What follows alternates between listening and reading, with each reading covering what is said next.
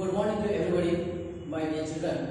Today I am going to teach the class 6th standard and the subject is English grammar and lesson name number is 11 preposition. आज मैं 6th standard को जो है grammar में preposition chapter समझाने वाला हूँ। preposition मीन्स हमारा जो पोजीशन होता है हमारा उसके बारे में चैप्टर है। The words that establish a relationship between the nouns, pronouns they preceded and other words in the sentence are termed as a prepositions. The word that establish a relationship between the noun, pronouns जो relation जो है आपका और जो शब्द वो relation को मतलब एस्टेब्लिश करता है नाउन या प्रोनाउन का और जो president and the other words in a sentence और दूसरे जो शब्द होते हैं सेंटेंस के अंदर तो उन्हें कहा गया है प्रीपोजिशन। हमारा पोजीशन हमारा स्थान उसके बाद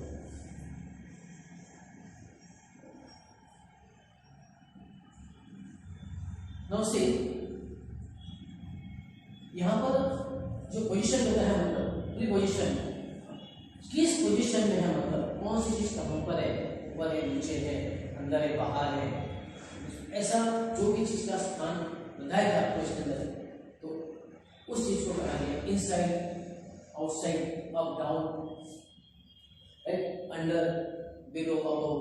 all this words shows about the our positions, right. So giant research live on the earth centuries ago, मतलब सदियों पहले क्या है एक जायंट लिजर्ड जो चिपकली होते हैं वो सदियों पहले मतलब जो है यहाँ पर पृथ्वी पर हो गई। The ship was sailing towards the Goa. Ship जो है आपका वो किस ओर जा रहा था तो गोवा मतलब दिशा दिखाई आपको एक टुवर्ड्स एक पोजीशन बता रहा है। Now see we'll see about the kinds of preposition. What kinds of the prepositions? First, simple prepositions. Simple positions, the words are there that in, at, on, off, up, for, by, off, out, take, with. All these words means are we use as a simple preposition. Then double prepositions. From, among, from, under, from, beneath, within, behind, out of, right? Then compound prepositions. About, within, across, until, before, beside, against.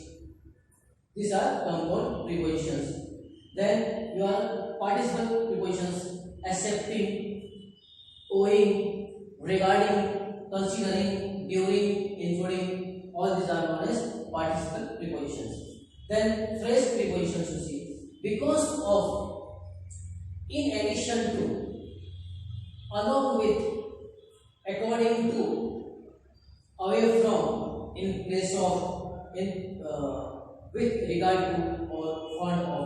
इस सारे जो 5 प्रकार के हमने जो देखे तो simple preposition है, आपका डबल प्रीपोजिशन है, कंपाउंड प्रीपोजिशन है, पार्टिसिपल प्रीपोजिशन है और फ्रेज प्रीपोजिशन है। Now use of some preposition, कुछ प्रीपोजिशन का हम लोग इस्तेमाल किस तरह करते हैं।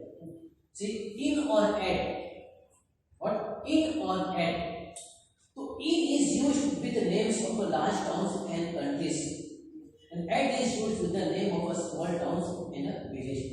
in का इस्तेमाल हम लोग कब करते हैं और at का इस्तेमाल हम लोग कब करते हैं यहाँ पर बताइए।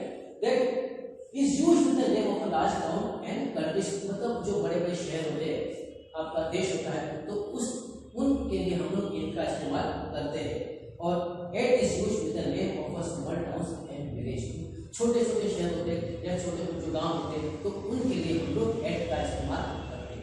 इन का इस्तेमाल हम लोग बड़े बड़े शहर और देश के लिए करते हैं और at का इस्तेमाल हम लोग छोटे गांवों के लिए या छोटे जो टाउन के लिए करते हैं।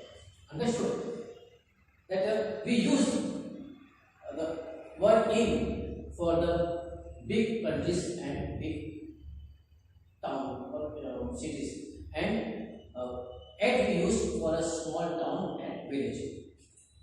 Now, Tajin lives at the Sarojini क्या तजीब लिव्स एट द सरोजिनी नगर इन दिल्ली। अब इसमें क्या है कि सरोजिनी नगर, अब सरोजिनी नगर जो वो आपका एक दिल्ली के अंदर है, दिल्ली एक बहुत बड़ा शहर है, तो एट दिल्ली इन एट सरोजिनी नगर इन दिल्ली मींस एट जो है हम लोग एक सरोजिनी नगर एक छोटा जगह हो गया और इन दिल्ली का इन दिल्ली मतलब दिल्ली जो है एक बड़े शहर का नाम है, इसलिए उसको लोग इन का इस्तेमाल किया है और सरोजिनी नगर जो छोटा है इसलिए उसके लिए एट का इस्तेमाल किया है, right. So Tajeeb lives at Sarojini Nagar, Sarojini Nagar में रहता है लेकिन सरोजिनी नगर कहाँ पर है तो आपका दिल्ली के अंदर है, तो वह आपका इन दिल्ली और at Sarojini Nagar. Understood. Second point is in और इनटू, क्या है इन और into. In shows things at a rest and into shows thing in motion. In जो है इन वो हमें इन का इस्तेमाल हम लोग इसलिए करते हैं कि जो चीज का कोई मूवमेंट नहीं है, सिर्फ रेस्ट में है, मतलब उसका कोई हलन चलन है, उसके लिए लोग इनका इस्तेमाल करते हैं। और into shows things in a motion, into का इस्तेमाल कब करते हैं कि जब हम लोग कोई चीज का मूवमेंट हो रहा है, कोई चीज का मूवमेंट हो रहा है तब हम लोग इस्तेमाल करते हैं इनटू का। My pencil is in pencil box. अब पेंसिल जो है आपकी तो पेंसिल बॉक्स में, तो आपका पेंसिल बॉक्स जो है जहाँ क्या वही है उसके अंदर पेंसिल, उसका कोई मूवमेंट हो रहा नहीं, जहाँ वहीं पर है पेंसिल बॉक्स के अंदर पेंसिल है वो कोई मूवमेंट नहीं कर रहा है, तो उसको हम लोग इस्तेमाल करेंगे इनका, right. And I put my pencil into my pocket, मैंने अपनी पेंसिल अपने पॉकेट में रखी, तो यहाँ पर क्या मूवमेंट हुआ है आपका, इसलिए याद रखिएगा मैं कि इन का इस्तेमाल हम लोग कब करते हैं कि जो चीज रेस्ट में है, इसका कोई हलन चलन नहीं है और जिस चीज का मूवमेंट हो रहा है तो हम लोग इस्तेमाल करेंगे इनटू का। इसको the example here my pencil box, मेरी पेंसिल बॉक्स में है, उसका कोई मूवमेंट नहीं है, इसलिए इनका इस्तेमाल किया गया। और इनटू का इस्तेमाल हम लोग करते हैं जब कोई चीज मोशन होता है, मूवमेंट होता है। I put my pencil into my pocket, मैंने अपने पेंसिल पॉकेट में रख दी, मेरे पॉकेट में रख दी, तो यहाँ पर मूवमेंट हुआ इसलिए हमने इनटू का इस्तेमाल किया। और इन का इस्तेमाल जो चीज रेस्ट में है उसका कोई मूवमेंट नहीं। Now will see on upon और ओवर। व्हाट ऑन अपॉन और over? On is used in speaking of things at a rest, यहाँ पर भी है ऑन का इस्तेमाल हम लोग करते हैं कि जो चीज रेस्ट में कोई उसका मूवमेंट नहीं है उसमें भी हम लोग इस्तेमाल करते हैं ऑन का। And upon is used for things in a motion, upon का इस्तेमाल कब करते हैं जो चीज मूवमेंट में है, या जो चीज मूवमेंट में है उसमें हम लोग इस्तेमाल करते हैं अपॉन का। Now over is used at a level higher than something but not touching it। अब over का इस्तेमाल कब करते हैं कि जब हम लोग जैसे ऊपर चीज है कोई level higher than something but not, मतलब किसी चीज से ऊपर से लेकिन वो चीज स्पर्श नहीं करती है, तो उस समय हम लोग इस्तेमाल करते हैं ओवर का।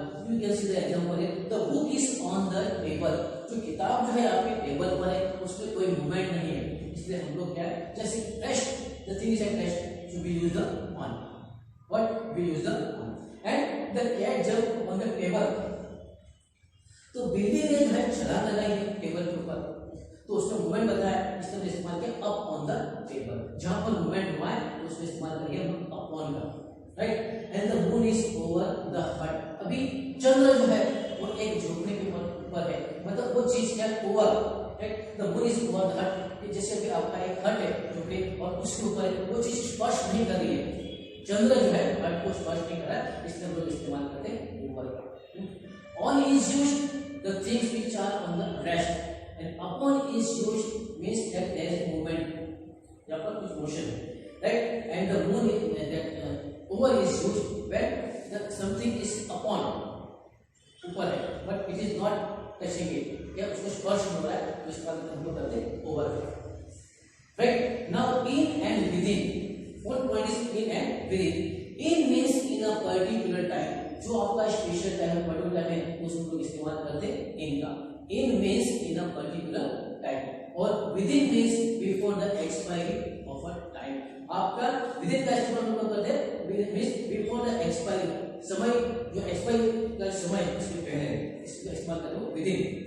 and in means in a particular, in जो है वो क्या दर्शाता है, स्पेशल टाइम आपका दर्शाता है, और विदिन जो है means before the expiry of a time, समय के पूरा होने के पहले।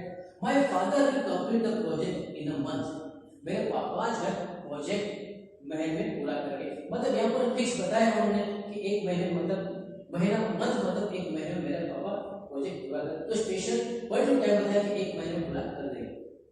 इस तरीके का इस्तेमाल किया गया।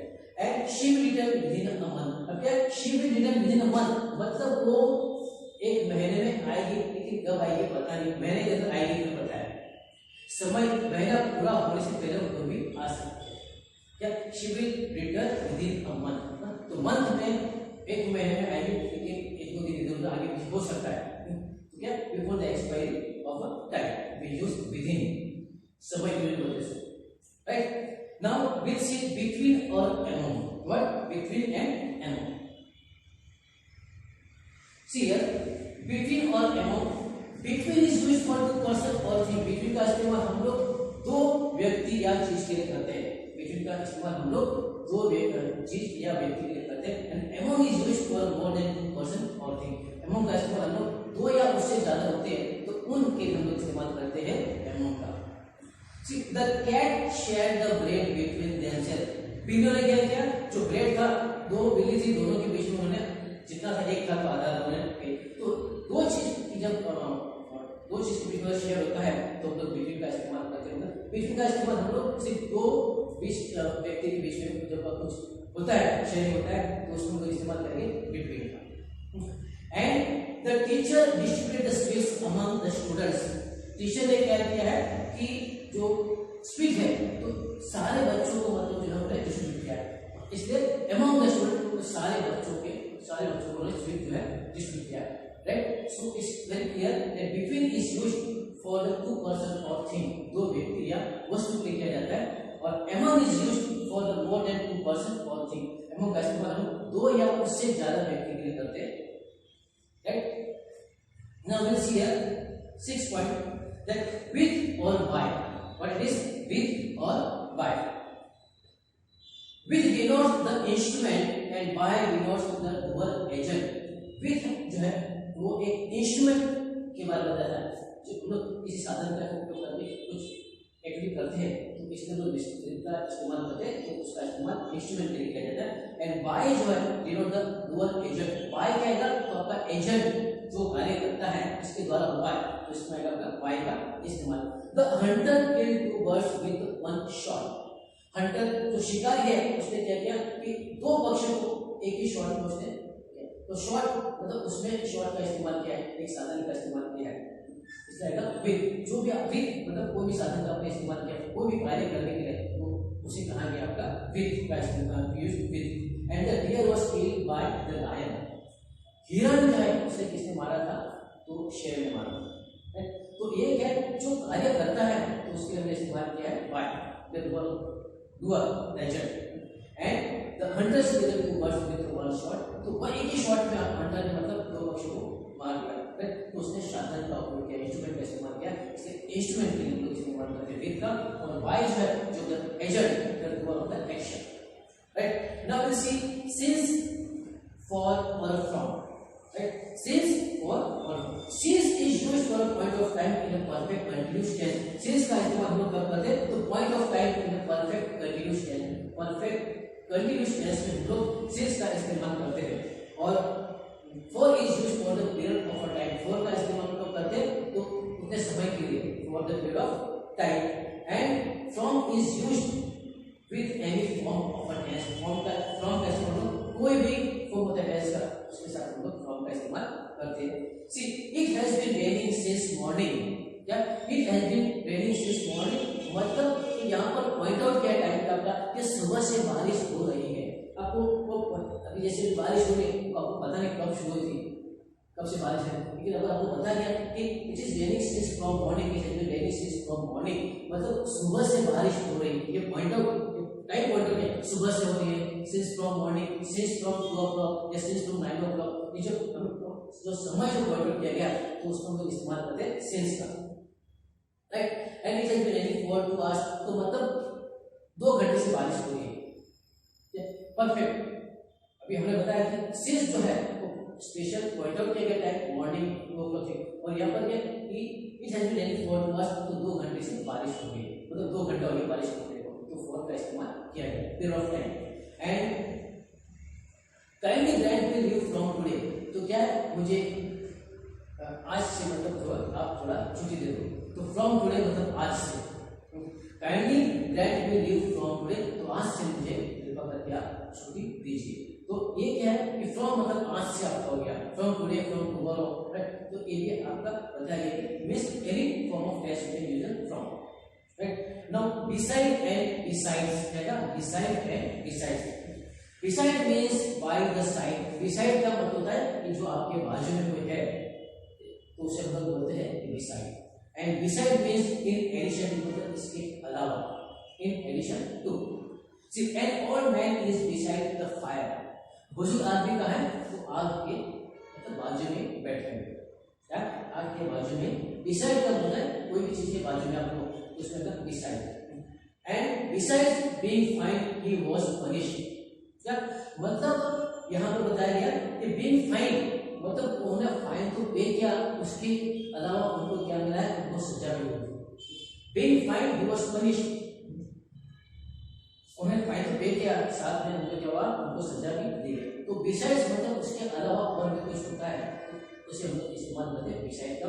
और बिसाइड जो है वो सिर्फ अगर किसी चीज के व्यक्ति या वस्तु के बाजू में है बिसाइड, और बिसाइड जो है इन एडिशन टू मतलब जो कुछ किया उसके अलावा।